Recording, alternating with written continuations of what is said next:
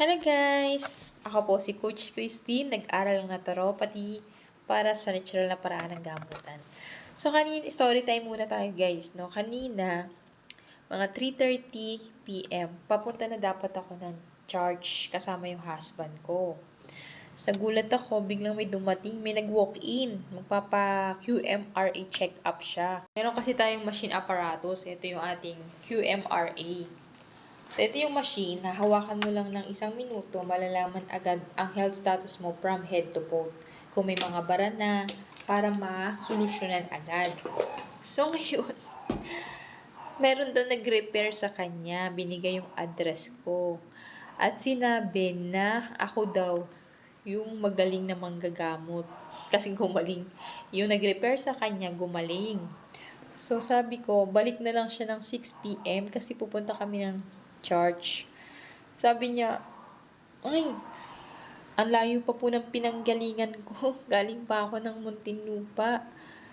Naglakad pa daw siya mula dun sa, parang 15 minutes ang nilakad niya kasi hindi niya natuntun. 3 times na daw siyang pumunta dito, hindi niya matuntun.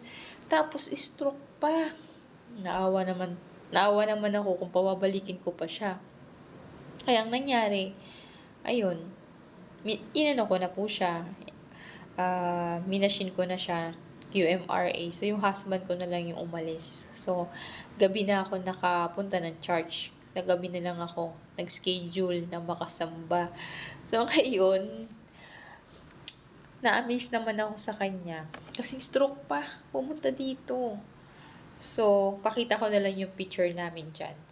So, kanina, nagulat ako kasi,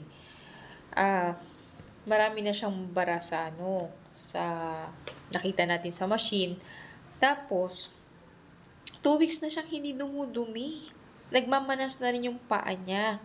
So, yun, buti na lang po, pumunta siya dito. At buti na lang, hindi kami nagkasalisihan. Kasi kadalasan talaga, umaalis kami ng bahay, 3:15.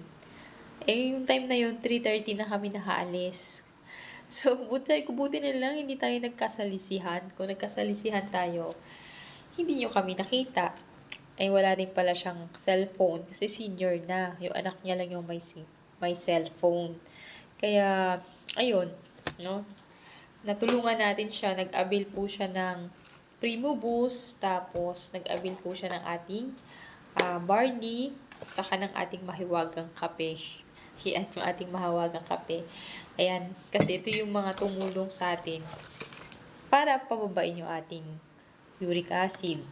So, yun lang guys. Natutuwa lang ako. So, sa mga gustong magpa-QMRA, kung malapit kayo dito sa location namin, San Pedro, Laguna, mag-comment lang kayo ng inyong cellphone number para ma-chat ko po o ma-text ko kayo. Thank you!